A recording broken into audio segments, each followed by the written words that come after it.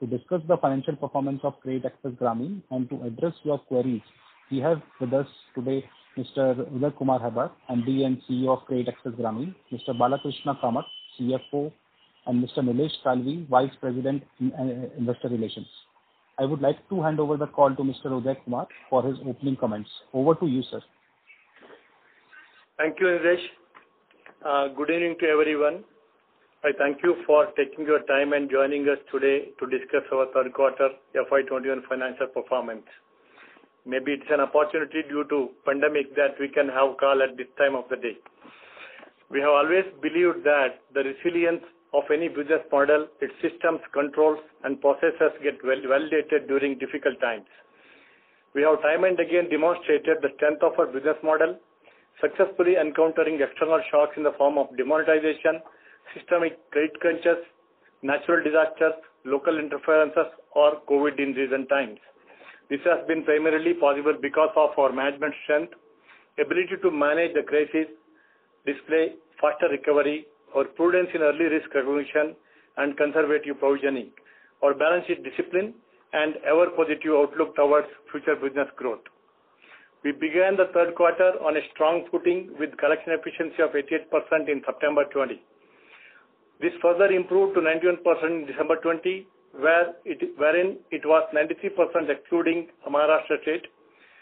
Our overall collection, including areas, touched 96% in December 20, and the trend continues in January 20 as well. Collection efficiency in Maharashtra improved from 80% in September 20 to 86% in December 20.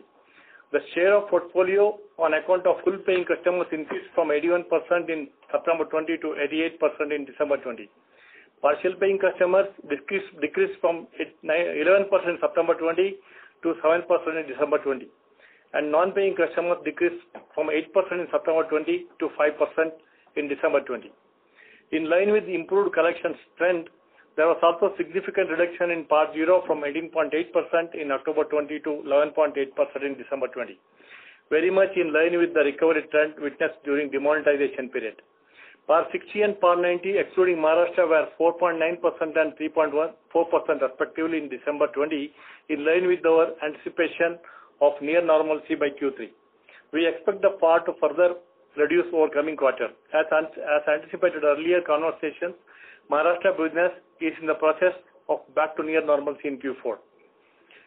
On the back of stabilized field operations and improving collection trend, strong liquidity and capital position, we decided to increase our focus on normalized business growth in quarter 3. Our disbursements reached to pre-COVID level, growing by 35% YOY and 184% QOQ to INR 4,032 crore in Q3. We added 1,65,194 new borrowers in Q3 FY21 compared to 18,447 in Q2 FY21. The share of new disbursement from June 20 to December 20 is now close to 49% of total GLP, and they are displaying pre-COVID normalized par level. Strong disbursement growth has helped us to grow our GLP by 15% YOY and 11% QOQ to INR 10,203 crore, higher than March 20 GLP of rupees 9,896 crore. We are now comfortably placed to surpass our GLP growth target of FY21. Given that COVID impact is now behind us and business growth has normalized, we decided to take a stringent view and bold measures on early risk recognition and conservative provisioning. We have built ECL of 5.94% against pro forma GNP of 6.84%, predominantly at 60 plus DPD.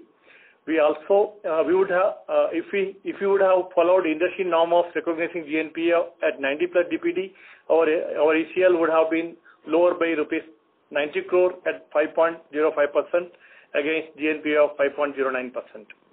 We have also written off rupees 111.9 crore, including accelerated write-off of 84.7 crore, and derecognized interest income to the tune of 61.2 crore on stage 3, which is 60 DPD portfolio. We now believe that significant provisioning requirement has been completed, and going forward, we will only have business as usual provisions. Talking briefly about Mfl performance, we see it improving but at a slower pace and comparable to the industry. The collection efficiency has improved from 83% in September 20 to 86% in December 20, while PAR 0 is around 14.8%, PAR 60 is 5.5%, and PAR 90 is 2.9%, indicating higher proportion of partial paying customers. We have been able to display strong disbursement growth of 9% YOY and 144% QOQ to INR 558 crore. We added 70,128 new borrowers in Q3 FY21 compared to 9,794 in Q2 FY21. GLP has grown by 7% QOQ to INR 2,118 crore, higher than March 20 GLP of rupees INR 2,100 crores. Similar to CAGL, we have built provisioning buffer of 4.6% against pro forma GNP of 2.79%, return of INR 19.9 crore, and derecognized interest income of 7.3 crore on stage 3 portfolio. Our capital adequacy continues to remain comfortable at 31.4% at CAGL and 23.3% in MMFL, despite accelerated provisioning and write-offs which led to loss in Q3 FY21. However, this early recognition of risk will safeguard our profitability over coming quarters with growth already back into normal. Our consolidated liquidity position continues to remain strong, and with continued support from our lenders, we have INR 1,586.9 crore of cash and cash equivalent, INR 1,599 crore undrawn sanctions, and INR 4,113 crore of sanctions in pipeline as on 31st December 2020. This places us in a comfortable position to achieve our growth targets of FY21. Overall, we now believe that COVID stress is behind us, and now we can look forward to robust business growth over FY22 and 23. With strong balance sheet position, we have the opportunity to increase our market share as well as we scale up our presence in existing and newer geographies. We had to take accelerated provisioning depending upon the current PAR situation. However, since we expect the PAR reduce over coming 2 quarters, we believe that the eventual credit loss or write-off will be lower than the current provision level. With this overview, I would now like to open the forum for question and answer. Thank you. Thank you very much. We will now begin the question and answer session. Anyone who wishes to ask a question may press star and 1 on their touchtone telephone. If you wish to remove yourself from the question queue, you may press star and 2. Participants are requested to use handsets while asking a question. Ladies and gentlemen, we will wait for a moment while the question queue assembles.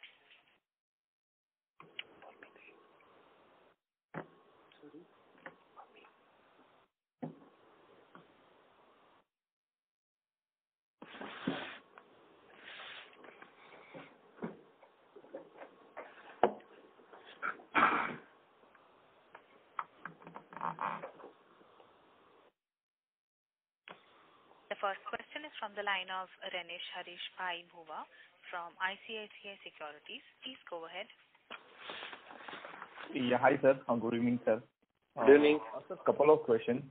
So one is on this, accelerated provision.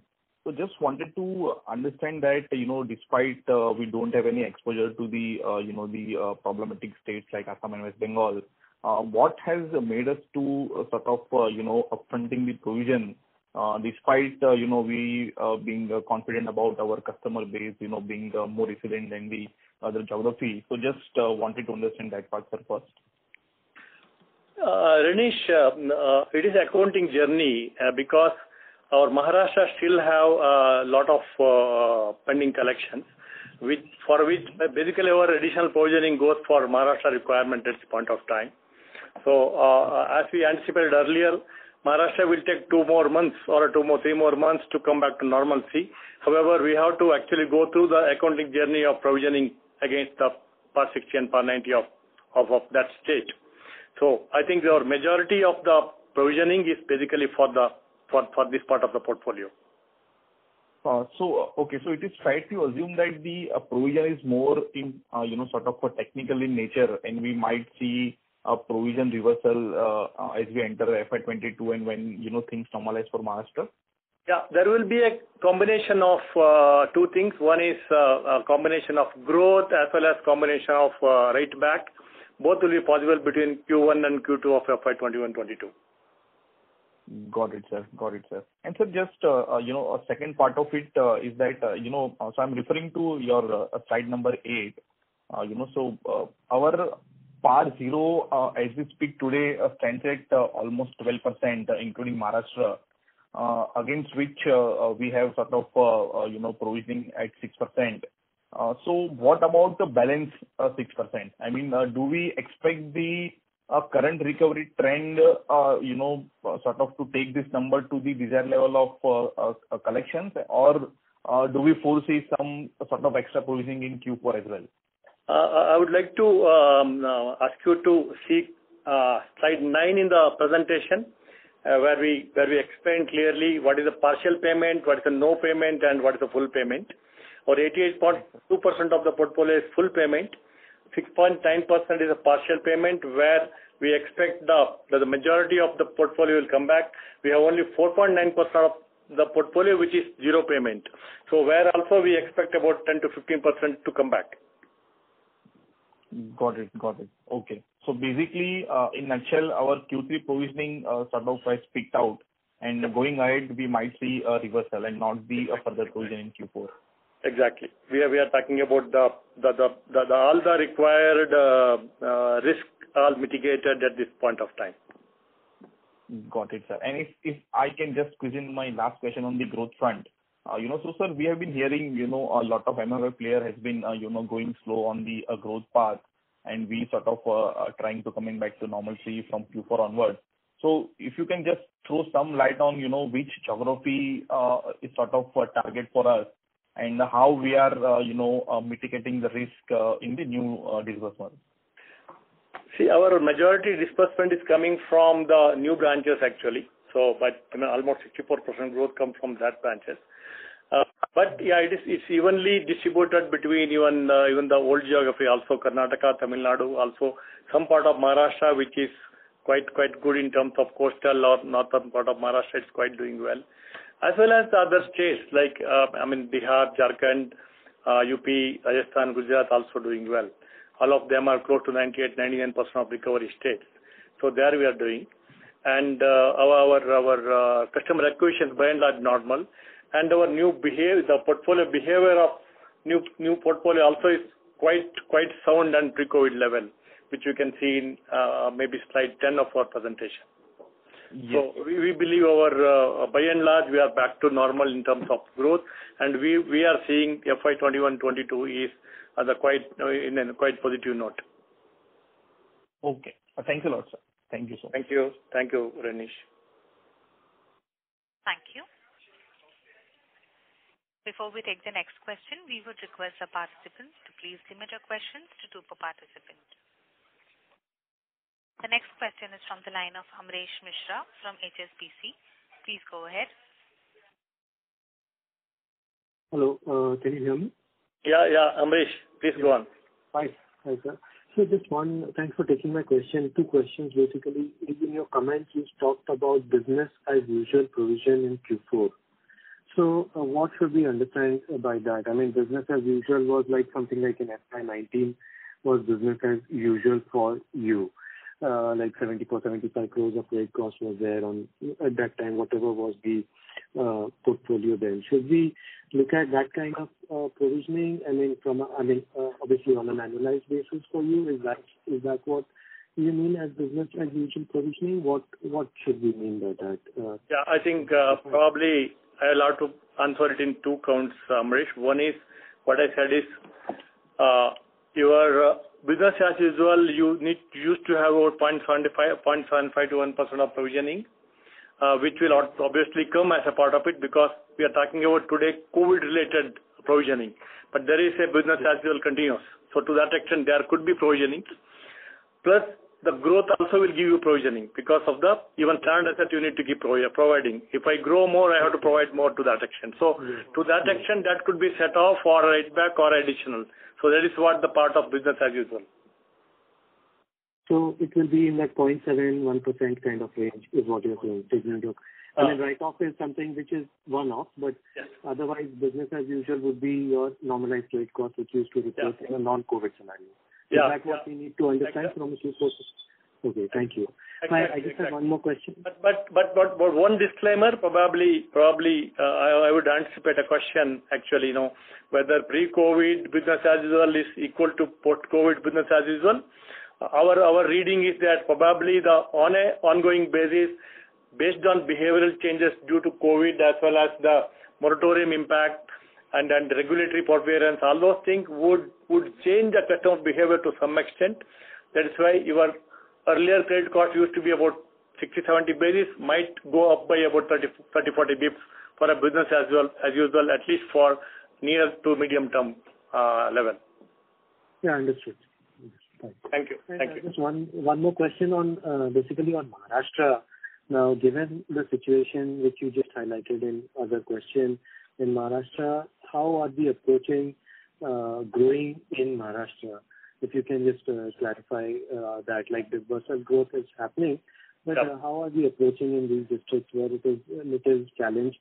And you mentioned some number in terms of where Maharashtra is today.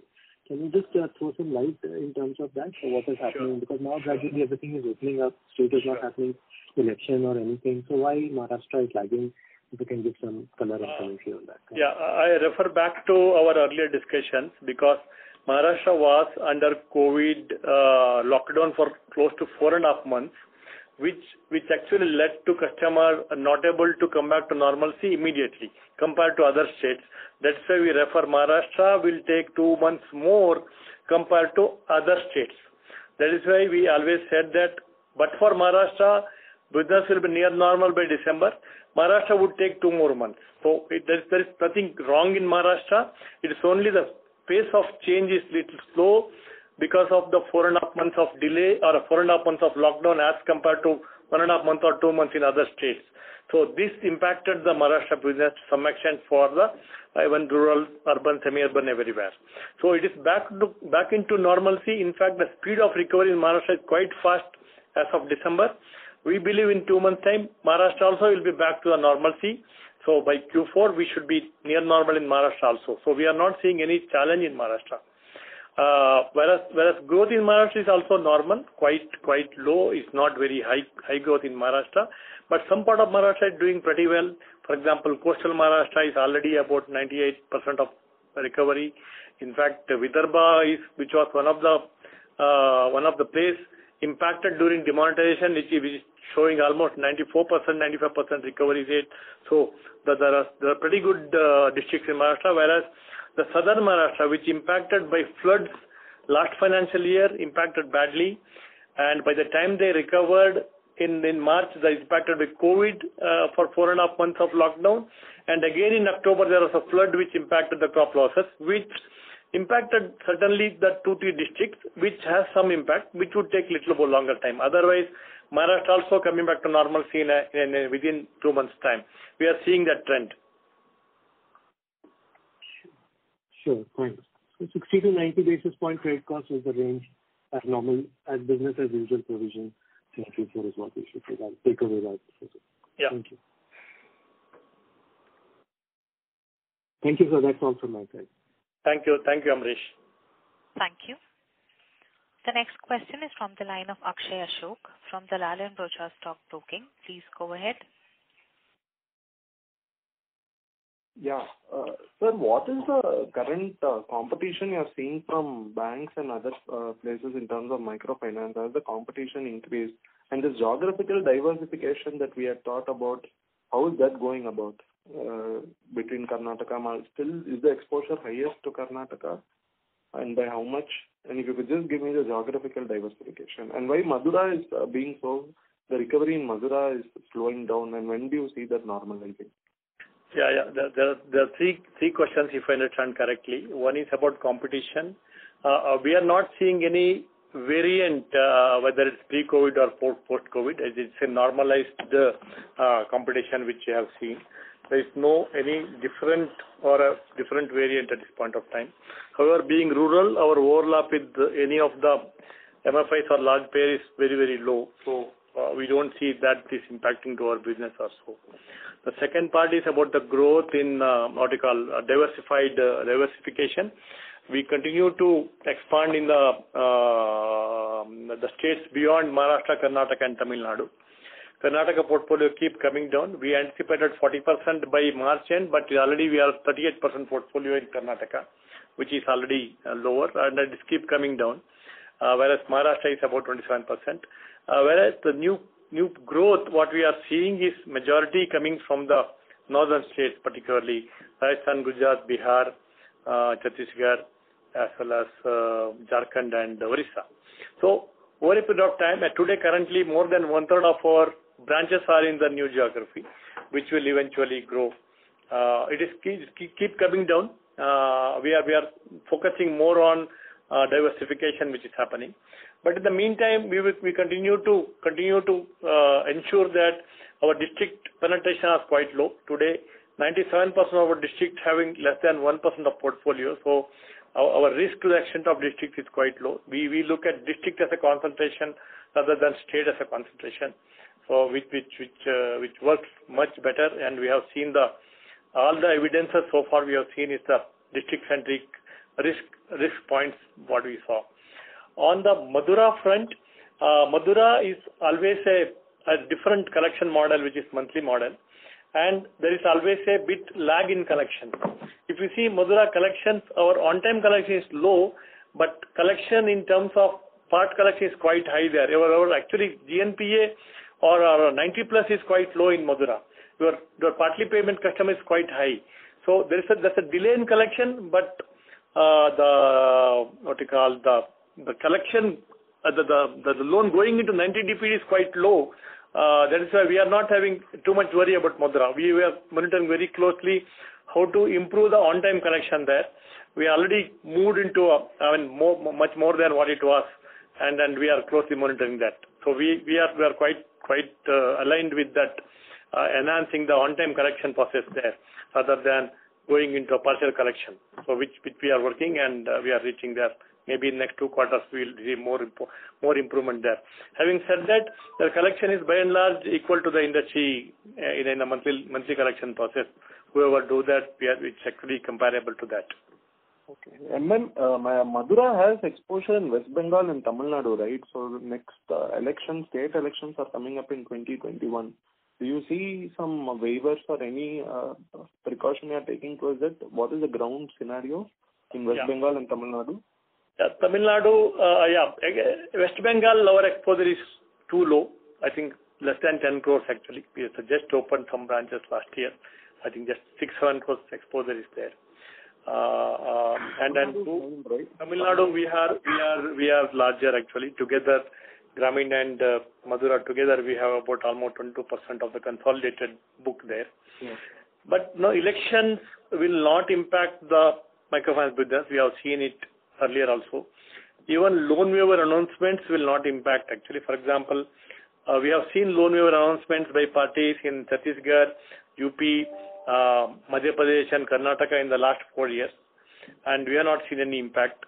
Even the announcement of farm loan waivers have not impacted microfinance, because these are two different category of businesses, and the farm loan waivers and the microfinance are two different.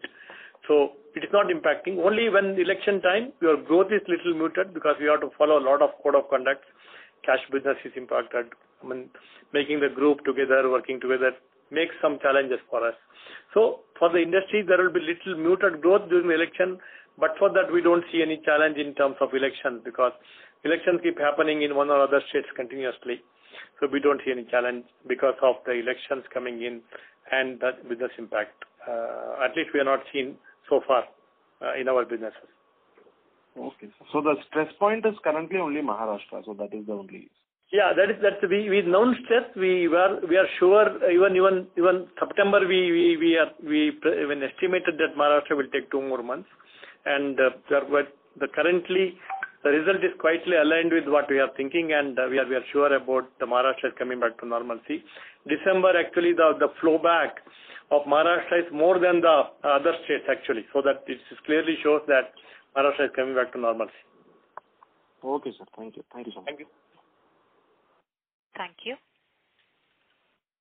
The next question is from the line of Shripal Doshi from Equirus Securities. Please go ahead. Hello, sir. Good evening. Sir, my question was with respect to the disbursement number that we have during this quarter. So that is close to 4,590 crore. Our AUM book is 12,321 crore. And last quarter there was a disbursement, the AUM number was close to 11,000 crore. So basically last quarter we had highlighted that there will be receivables for this quarter of close to 2,300 crore. So what explains the difference between the receivable and the repayment? So I see that there is a difference of 1,100 crore between these two. So what would that difference be? Yeah, Sipal, what happened is Q1 and Q2 customers are not able to draw money, or customers who are near to closure of the loans, they are not able to close it because it took the extra time because of the moratorium and all, and as well as the pandemic situation. So Q3, we allowed the customer, if they are already paying well, if they want to take the next level of the loan, what they're eligible, because of the delay, they did not wait for that 6 months of moratorium ending or a rescheduled value. They can go for the next loan, pay the old loan if they are already in good standing. So, and two, the second is, all the loans what we had given earlier was running at a 21% rate, whereas our rates have come down to 19.35. If the customers want to encash that benefit of lower rate, they can do so if the loan are already reaching into within 6 months time of closure. So these benefits customers availed who are in good standing. So that is why there will be a pre-closure values are there for the customers. For example, they have outstanding of 10,000, they're eligible for 50,000 or 40,000 based on the new norm. If they are good standing, and they can take this benefit, which allowed them to do that. So that actually difference to some extent the difference between collections and disbursement value. Okay. Thank you, sir. And so the second question was, what would be the collection efficiency trends in the largest 10 district exposure that we have? I think which would broadly be in the state of Karnataka, and a couple of them in Maharashtra, I suppose. Karnataka collection efficiency is already about 94 or 95 odd percent. In terms of 94%.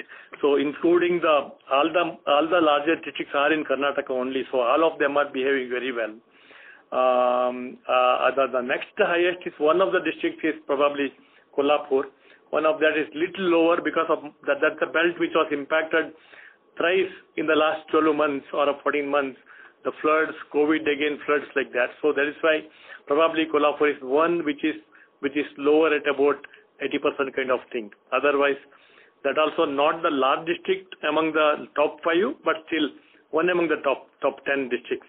There is the Kolhapur. Otherwise, all the large districts of 7 districts which are in Karnataka, and all are doing well. No problem at all. Okay, sir. Thank you, sir.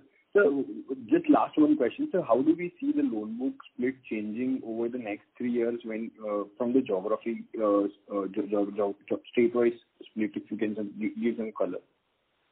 See, our view is, even though we will slow down, we'll grow faster in the other states. The current states like Karnataka, Tamil Nadu, Maharashtra also will grow at a slower pace, which may be about 10 to 15% or lesser than 10% kind of thing. We believe that, let's say Karnataka today is about 38%, will be around 25 to 26% by next 3 years' time. And similarly, Maharashtra might come down to 20%, whereas Tamil Nadu will remain at 20-22%, and balance will be the other states. That would be, just an estimation, but we need to see going forward. But our view is that the top 3 states will come back to about 50-60%. Okay, sir. Thank you so much, sir. Good luck for the next quarter. Thank you, Sipal. Thank you. The next question is from the line of Gokul Maheshwari from Auriga Capital. Please go ahead. Yeah, thank you for the opportunity. Just 2 questions. One is, sir, on the partly paying customers, have you reversed the interest in the interest income line? That is one. And on the second one, you mentioned in the fag end of your opening commentary that the provisions are ahead of the curve and you see eventual credit losses being lower. So in your estimation, what would be the eventual credit losses which you are seeing once things settle down? See, what we estimated credit loss is equivalent to demon loss what we had. When I say credit cost, it's eventual write-off. It was 3.9% for demon. Probably we are looking at a similar 4% kind of thing, write-offs eventual out of the COVID book. That is what our eventual estimation, and we currently also we are in that similar lines. That is point one. The second question, sorry. Partial paying customers, when we said we are reversed the income only where if the partial customers it is more than 60 DPD. Yes. So more than 60 DPD, all the one we have reversed the income at this point of time. So only it will be recognized when we recover the money. And then second point, we have to give a caveat. When I say partial paid customer, we took a very conservative approach. This is partially paid in the last 4 weeks or 1 month, in the month of December. If somebody paid in November, we are not counted that as partial paid. We are taken as a no paying customer. So, but we have taken there also a very conservative approach. If they paid in the month of December, then we take that as a partial paying customer. That is why we count that as a differently. If they are not paid in December, we will count as a no pay and we provide and go ahead. Okay, great. Thank you so much and all the best. Thank you. Thank you very much. Thank you. The next question is from the line of Apurva Trivedi from Moon Capital. Please go ahead. Hi, Apurva. Hi, thanks for giving me the opportunity. Hi, just a couple of questions. First, I just wanted to understand in terms of your interactions with the rating agencies, do you think they will be comfortable with the loss in terms of rating action? And as a related point, in terms of your funding governance, would there be any breaches because of the law? Yeah, Apur, I will ask the second question. I agree that there are covenants in the borrowing, but I think they also will understand the situation for the temporary period. I want to take you through the earlier case where the demonetization, actually we have reached almost 8% GNPA at a point of time. We had written to all the lenders, and all of the lenders have accepted our request and not even charged any penalty, even though they can legitimately charge penalty. So I think it's a whole industry in the stress, so obviously they will recognize this. So we don't see any challenge about the covenant breach. So we obviously, as the result is declared, automatically will communicate to all the lenders wherever there's a breach, wherever there's a covenant, and we don't see any challenge. Similarly, rating agencies, so they also anticipated the kind of what you call the pool rating they do and the industry rating they do. They also understand that there won't be any knee-jerk reaction for this purpose because they do know that there will be eventual 3-4% of the loss, and early recognition probably they will appreciate more than the taking any reactive positions. So we don't see any challenge there also. Obviously, we will not be able to talk to them before. Okay. And again, second question, in terms of this growth having picked up fairly robustly, wanted to understand your sort of outlook for the next 3-4 quarters on growth, as well as, how you are thinking about capital at this point. I know you did a recent capital raise, but I just wanted to understand in terms of timing, do you still think you'll be comfortable for next 2 to 3 years? Yeah, definitely. See, I think we are seeing business as usual going forward, Apur, at least, as we said earlier also, for a next 4-5 years perspective, we should look at 20-25% CAGR growth, even with the industry, and I think we are back into a similar situation going forward from FY21-22. While it will taper down a bit, but it can start from when we compare to previous 4 years, it's about 40 plus CAGR. Probably it will slow down from 40 to 35 to going back to 20 in the 4th or 5th year. So that kind of growth we can see. That's possible and potential. So we don't see any challenge about it. Next one. Growth outlook. Any other question there, or that's only? Sorry, I missed one more. I think I missed one more point. Capital. Sorry. Capital. Actually, capital. Yeah. I come back. Capital. Today we already have about very good capital adequacy. We don't see any capital requirement for FY21-22. We may FY22-23, and probably we have to look at and review, because as a policy we don't want to fall below 20% of capital adequacy. With the combined entity, we should be looking in the second half of 22-23 to review the requirement, whether that year or next year kind of thing. Till that period, we don't see a challenge about going back to capital requirement. All right. Thank you. Thank you, Apur. Thank you. The next question is from the line of Kaushik Agrawal from HDI Securities. Please go ahead. Yeah, hi sir, good evening. Sir, am I audible? Yeah, completely. Thank you. Yeah, sir, so I have three sets of questions. So first question is regarding the NIMs. So as highlighted on slide number 18, on standalone basis, the NIM was 8.7%, which was mainly because of higher liquidity that the company is carrying.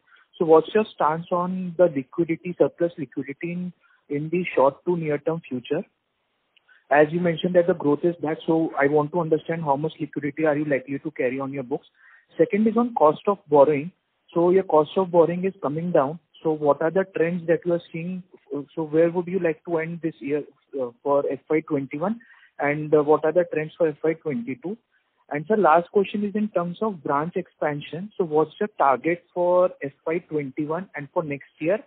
And in which geographies can we see that the new branches are getting opened up?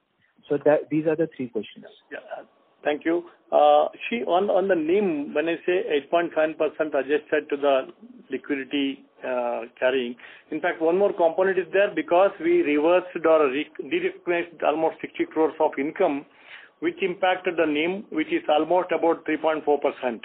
So actually, but for that, it would have been almost 12% NIM actually. So the real impact because of the liquidity carry is just about 0.4% or 0.5%, whereas the higher impact is because of the one-time derecognition of almost 60 crores of income. So similar is the impact on the portfolio yield. So we see this is only one-time impact. On account of the liquidity, currently we wanted to carry about 12 to 15%, at least for this quarter, because we still see uncertainties in terms of liquidity position, because we wanted to see through this year fully, and then we'll come back to 8% kind of thing by Q1 and Q2. So I think our continuous position is we will not be holding more than 8% of our AUM, but this financial year will continue to hold about 12 to 15%, owing to the various criticalities in terms of the COVID or second wave or any liquidity squeeze, the budget, many things we have to see. That's why we just wanted to hold to that extent. So which may be a cost we need to carry for the current financial year. And in terms of cost of borrowing, we are already down, but cost of borrowing will get into passing on the benefit to our customer owing to the regulatory requirement. However, we continue to enjoy the 10% margin, and then it will not it will not give the additional benefit to us, to the NIM actually, but it will give the benefit to the customers where the price will come down. Currently we are already lowest pricing among the MFIs, banks, everybody, and we continue to have that positioning going forward also, thanks to lenders lending us at a lower rate, which will help us to increase our customer acquisition as well as customer retention because of the low pricing. We see a stable pricing going forward. Already it's about, the new borrowing is about 8 to 8.5%. Average borrowing cost between 9 to 9.5%. So I think this will continue for next 3-4 quarters. So that is what we estimate for the cost of borrowing. And the third one is about the expansion. Two components. One is where to grow and how much to grow. we always follow a policy of growing the infrastructure by 20 to 25% every year. We gave a break in this financial year, but for that we would have established branches to the extent of 20 to 25% of the existing, and predominantly in the new geographies. So obviously, what the new branch will open will be the new geography, so that the expansion will normally happen only in new geography. So this will give us the potential benefit of the growth in the next 3-4 years. Thank you so much, sir. That's it from me. Thank you. Thank you very much. Thank you. The next question is from the line of Nilesh Shah from Envision Capital. Please go ahead. Yes, thank you for the opportunity. You mentioned that, the normal credit costs are about 60 basis points and in a business as usual scenario, but because post-COVID, due to some behavioral changes, they'll go up by another 30 to 40 basis points. So can you just tell us what is the behavioral change which has happened post-COVID, because of which the credit costs on a business as usual scenario gets spiked up from, say, 60 basis points to maybe 90 to 100 basis points? Yeah, maybe I will for the sake of everybody's benefit, I will take this back to a situation where before Andhra crisis, we were almost, microfinance industry was about 99.9% collection, not more than 10 bips of losses. Post Andhra crisis, we saw the credit cost moved to by another 20-30 bips because of the situation where probably industries were not lent to customer on time, or the defaults were happened. That is what happened. Then the demonetization came in 2016-17. Post demonetization, regular credit cost has changed by another 20 bips, gone to 50-60 bips, because of the potential customer can default, can delay, and can pay later. So that is what the behavioral change. Now, because the regulatorily allowed them to pay or not to pay for 6 months, if they want, they can delay by 6 months. Thereafter, they can pay later. So this kind of allowance can create some customers' mind that they can pay later, they can delay it. So that is why, and then eventually they may not pay also. So that is why this behavioral change can trigger another 20-30 bips of the credit cost. This is why what our estimation, I only will be very happy if I am proven wrong. Okay. So that is why we estimate this kind of behavioral change possibility. So this is very helpful. I also, just on an extended note, so you said that there was, of course, Andhra happened, then demonetization, now COVID happened, and the experience of demonetization was that maybe at that point of time, the credit loss was about 3.9%, and probably around this time also will be the same. So if I look at it, over a period of last 4 to 5 years, we've had about additional 8% hit, which is both 4% each of demo and the COVID. So should we kind of, as investors, in fact, more look at it saying that, the normal business as usual credit cost will be between, say, 80 to 90 basis points, and then because of such one-off events which keep happening for the industry, maybe we should factor in additional on an annualized basis, another 200 basis point as credit cost. Would that be kind of a fair way to look at, say, the adjusted credit cost for these kind of events? Maybe right. I'm not pretty sure about every 2 years you will get into such kind of situation, but we have seen two cases at least in the 4 years gap. I will leave it to the investors fraternity to think about that. But if you see Grameen, even the year of demonetization, we gave almost 2.9% ROA. And even this kind of situation, we are confident that we will be giving ROA more than 2%. So I will leave it to the investor fraternity to think about how to build the credit cost. Thank you so much, sir. All the best. Thank you. Thank you. The next question is from the line of Prateek Chheda from IIFL Securities. Please go ahead. Yeah, thanks for taking my question. So I just want to understand, given the GNPA of pro forma GNPA of 6%, are there any specific districts in Maharashtra that are showing additional amount of stress?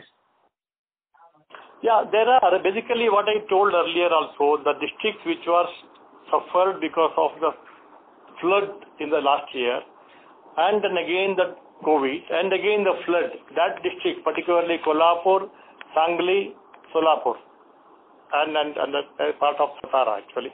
So these are the three districts have a little higher delinquencies compared to other parts of Maharashtra. So maybe other, yeah. Yeah, please. And any of these disbursements have been, the disruptions have been driven politically, or it's normal COVID-related issues only? No, there is no political interventions anywhere actually. So it is more of a stress there. There are some local activism because of the too long the lockdown there, and there were some municipal elections used to happen. So obviously some localized leaders will create some issues sometime in the last 2 months, but there is no interference in terms of collections at this point of time. We feel we are confident that we will be back to normal within next 2-3 months time. So one more, this last question. So given the high amount of slippages that we are looking at, how is the JLG model playing? Are other members, being given the relaxation for payment of dues of the defaulting member, or what is the stance right now in the JLG model? So is the liability of the other members going up, or they've been given a relaxation? We ourselves are not actually forcing the customers at this point of time, because we also need to be patient enough with the customers. So we are giving the enough relaxations to our customers also to take their own time to pay in such situation, because it's enforcing that JLG. If, for example, 10 customers group, 4 of them not paying, asking another 7 to take the load, we are only actually making more risks to our system. So currently, because of COVID, we need to be patient. Otherwise, the centers which are 99% payment, we don't see any challenge. They are already automatically, whenever there is somebody is not well, not able to pay, they are taking care of them on their own. But where the extra stress is there, we are actually allowing them not to fall back to the customers who are paying, because they are also paying with difficulty sometimes. So we need to be careful, we need to be patient, we need to recognize the stress there. So our employees are trained to manage that very well. Okay, thanks a lot. Thank you.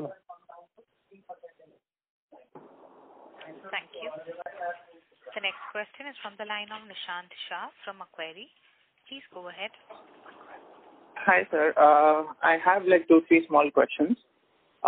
So first on just operations right now, how has COVID affected you, or how normalization has happened? What kind of changes have you made to, say, group sizing? Do you run it in batches? Have you reduced the group size, or have there been any alterations to the frequency of group meetings? And just what is the outlook of group meetings? So that's the first question. Yeah, actually we made certain changes to the group meeting initially when the COVID was little high. Since we are meeting on a weekly basis, we had the opportunity to tell the customers that only 1/4 of them can meet every week, so that we have connect with all of them at least once in a month. And after September, October, we moved it to 50%, and now we moved it to 75%, so that we have a higher connectivity with them. There is one change we did for temporarily. 2, we actually complete the documentation and simplified the documentation, so that the documentation for the new loans are completed at the field itself, so that customer need not travel to our branches using public transportation, all those things. We transfer the money to our bank account. 98% of our money goes back to the customer's bank account.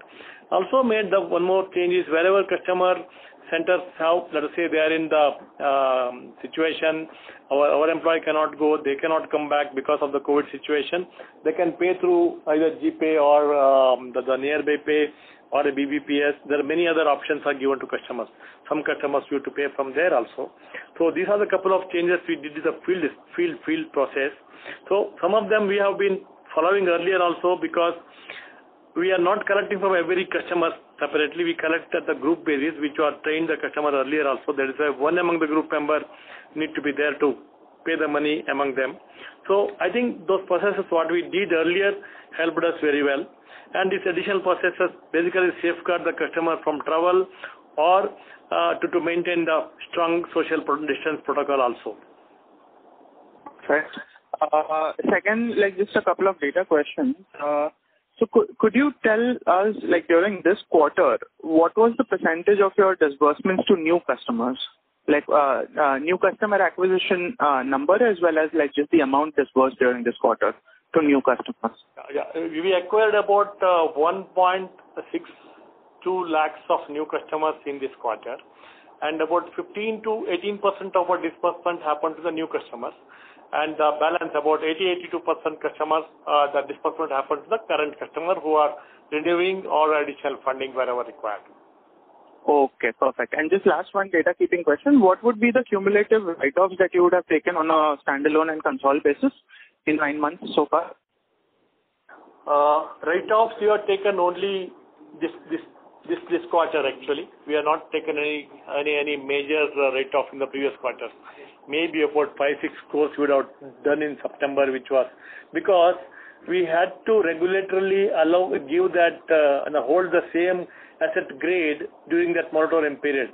So we are not changed the totally 143 crore consolidated we have taken off in that.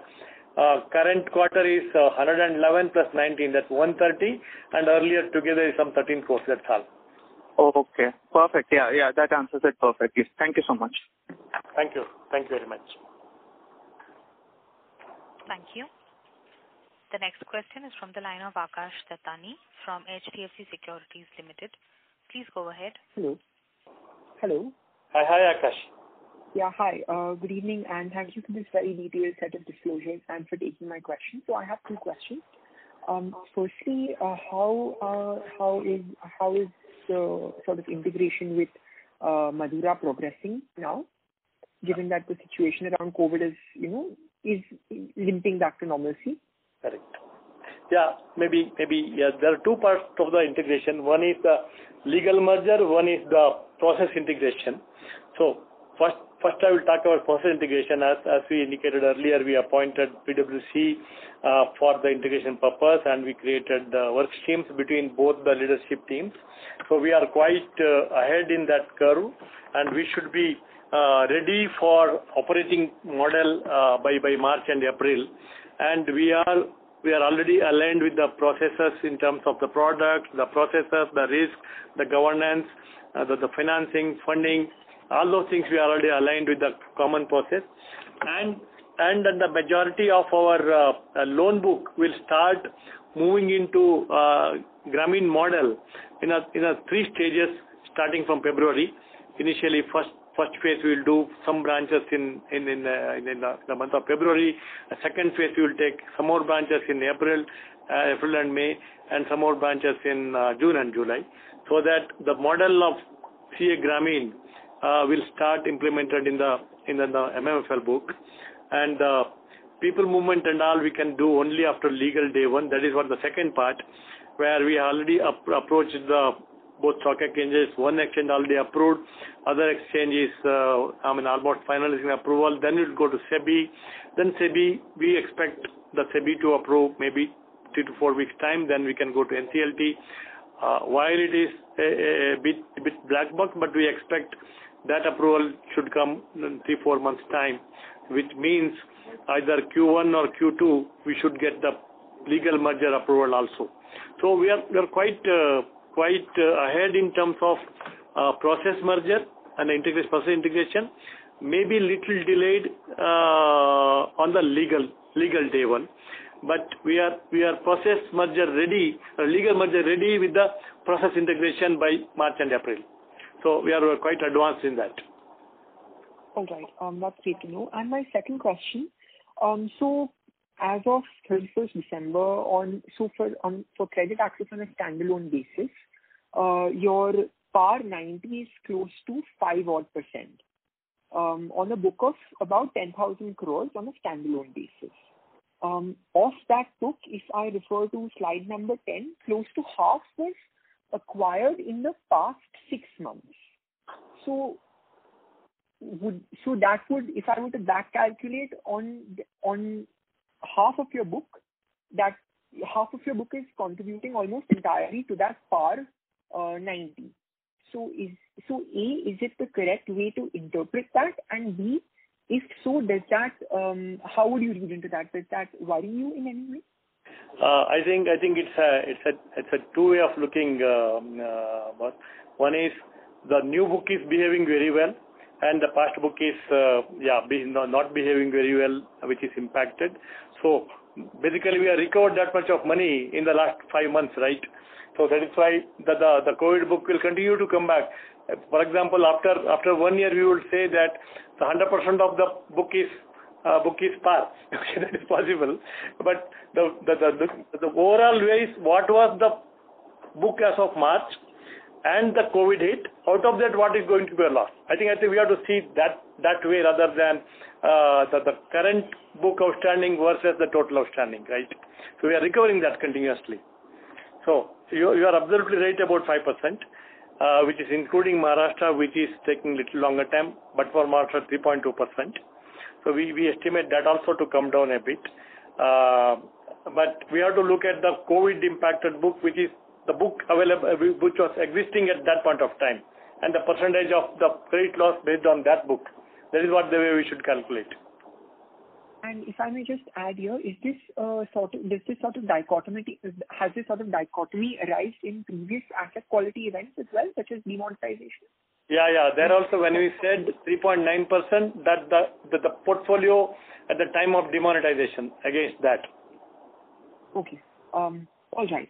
Thank you very much. Those are all the questions I had. Thank you very much. Thank you. The next question is from the line of Danish Harishbhai Bhuva from ICICI Securities. Please go ahead.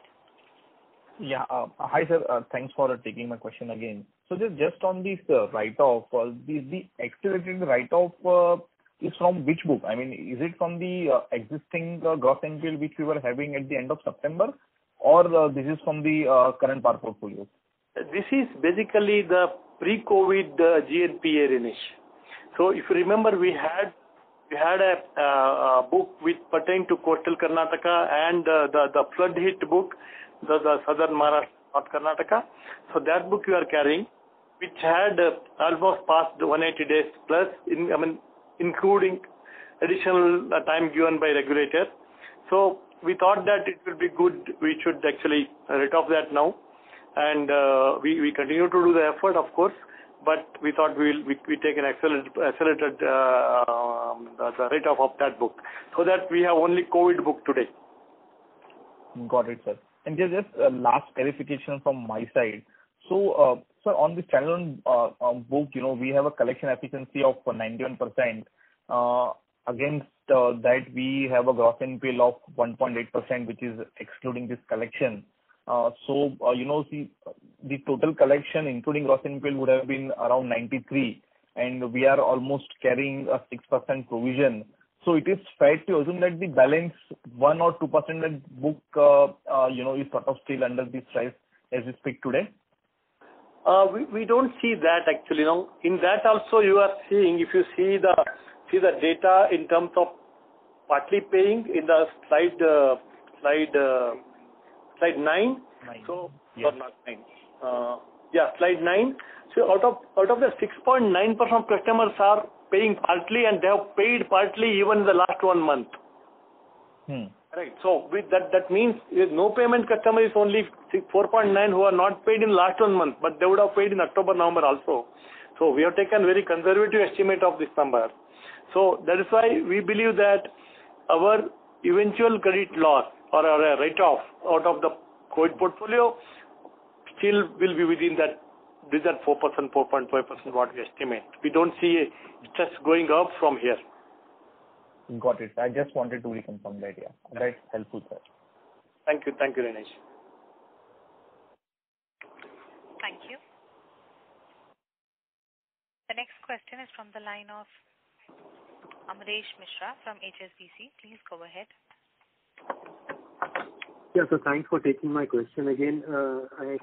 Just one more question from my side was, when you say accelerated write-off of 85 crores, what do you mean? I mean, this 130 crores that you took, 130, 140 crores, that, as you explained in the previous quarter, previous question was, it was on account of that 180 days past due. But so then basically, Amresh, basically as a policy we write off at 270 days, whereas here we write off anything more than 180 days.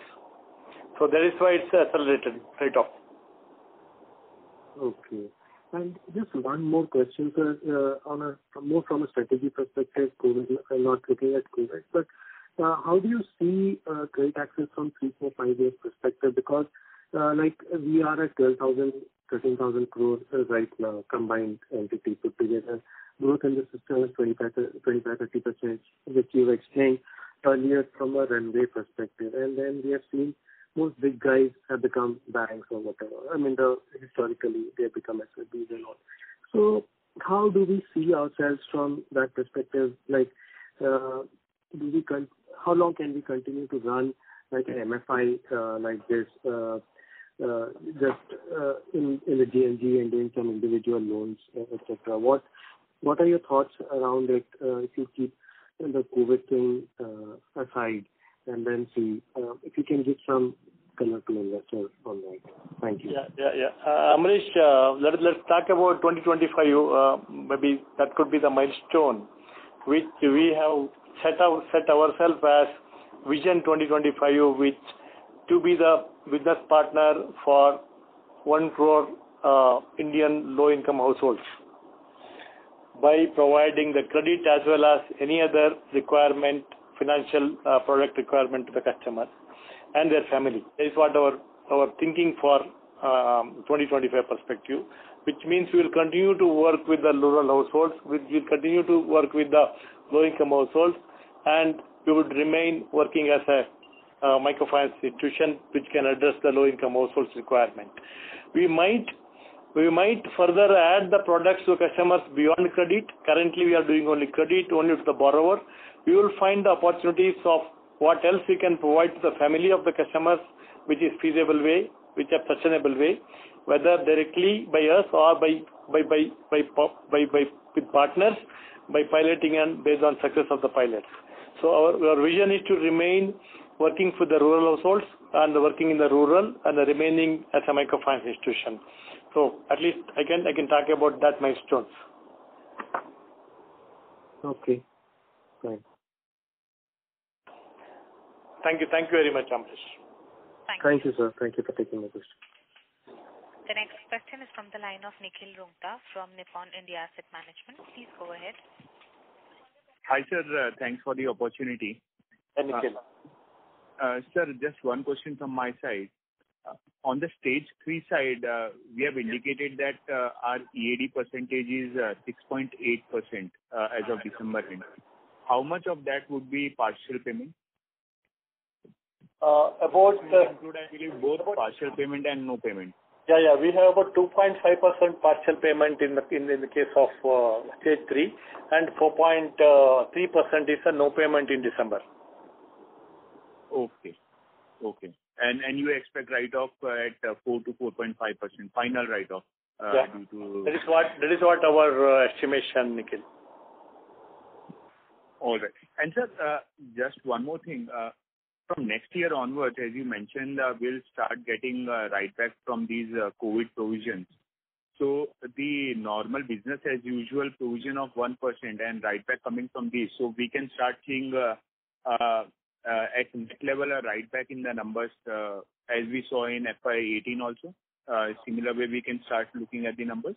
We have to see, once it moved to a 90 days bucket and all, it could be a little slow. That's why I said it could be between Q1, Q2. It could be more of a net-off nature rather than writing back possibility. We don't know. But our strong position today is that we have covered significantly whatever the risk at this point of time. So Q1, Q2, that depends on business growth as well as the credit cost. Our estimation is slightly what you call about 75 to 100 basis point. And the growth prospect also we have to provide, right? If I grow by 1,000 crores, I have to provide another 1% equivalent to standard asset on that also. So totally probably it will net may not be the right back, but it prevents the further provision probably. So, but our strong view is that there will be more profitability going forward than the provisioning. And this year, if I heard you correct, you indicated that we'll do at least 2% ROA, right? Yeah. You're absolutely right. We'll be more than 2% ROA. Perfect, sir. That's all from my side. Thank you. Thank you very much. Thank you. That was the last question.